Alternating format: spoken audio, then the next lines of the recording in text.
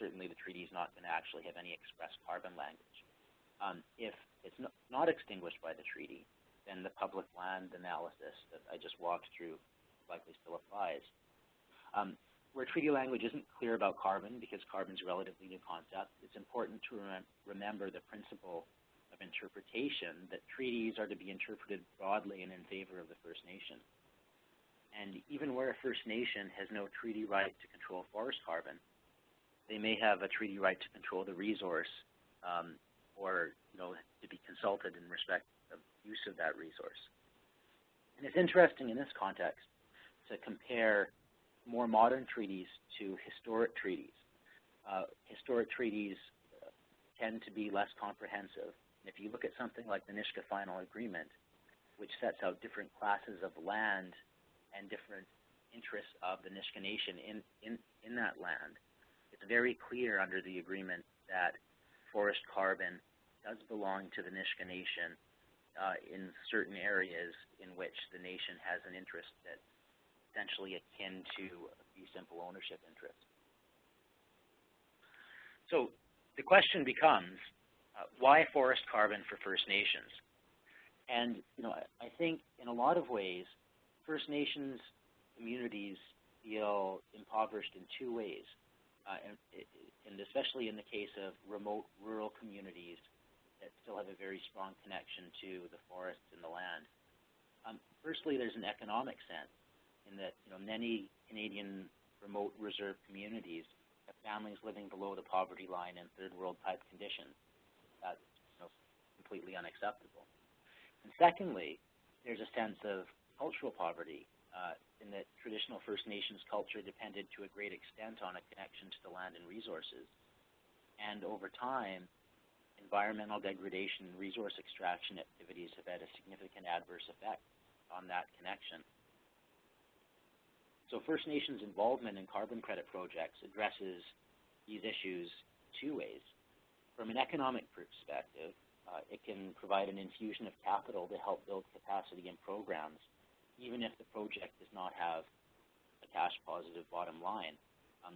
So some examples of this are local employment opportunities, training opportunities, contract opportunities, and also to the extent that it does have a cash positive bottom line, either ownership of the entire revenue stream or a share of the revenue stream, depending on who else is involved in the project. From a cultural perspective, First Nations involvement in restorative action tends to be consistent with traditional values and helps repair the cultural link between communities and their traditional lands. Now, there is a caveat to that statement, and I think it needs to be addressed and probably will be addressed as more First Nations carbon projects come into existence. But, for example, in the context of a forest carbon project where it's an avoided deforestation project, so there's a real emphasis on preserving the forest resource, that preservation and what's required by the standards to carry out that preservation can sometimes be inconsistent with communities' expectations of what members are entitled to do on the land. And that's something that needs to be addressed early on if a First Nations community is involved in a forest carbon project. There ought to be some sort of community consultations to ensure that whatever is required by the standard to which the carbon project is going to be validated and verified, that it's consistent with community expectation. So what do First Nations bring to the table in the context of a carbon project? Well, the first is cultural element. First Nations traditional cultural link to the land is a good fit for stewardship projects. The second is an economic component. First Nations branded carbon offsets can command a market premium. So if you have an offset that's created by a cement plant being slightly less dirty versus a First Nations owned and controlled forest stewardship carbon offset, especially in voluntary markets, that First Nations controlled and branded carbon offset will receive a premium over dirtier lack of a better word, carbon credit. And there's certain standards that are starting to emerge that recognize the importance of First Nations involvement. For example, CCB, Climate, Community, and Biodiversity Standard. This is a standard that commands a market premium, and it focuses on biodiversity and Indigenous and Aboriginal people's involvement. And then, as we discussed in the legal background, the most important element that First Nations can bring to a carbon offset project is the key to clean title.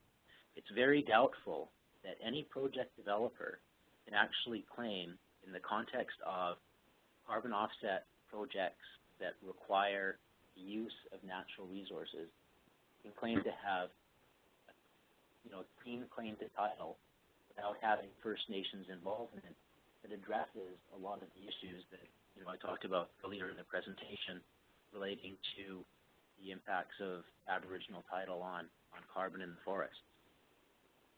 And I think I'd like to end the presentation there, given that we're now at 12:45, and the rest of the presentation is just something that people can read at home if there's interest and a need.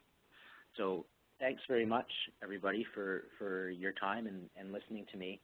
And I'd like to thank the organizers of this event, and especially Grand Chief Ed John. And I really thought that his presentation was fantastic. Thank you, Rob. I want to thank all the attendees for staying on a bit longer to see your presentation and looking at the whole legal implications of what carbon credits and markets have on our title and rights, and how things work currently without any concrete policies. That being said, I also want to thank all our presenters, Grand Chief Ed John, Bradley, and Harry from the National Aboriginal Forestry Association, and Rob Miller from his firm, Miller Titerle. Next week we'll have our next session, session 3, which is on emissions trading policies and legislation in Canada. It'll be on Wednesday, May 4th, going back to our regular time at, I believe, which is noon Central Standard Time, so that's 1 o'clock Eastern and 10 a.m. Pacific Standard Time. And we have Stuart Watke from the Assembly First Nations and a couple of speakers yet to really confirm, so I don't want to say who it is yet. But show up next Monday and you'll find out.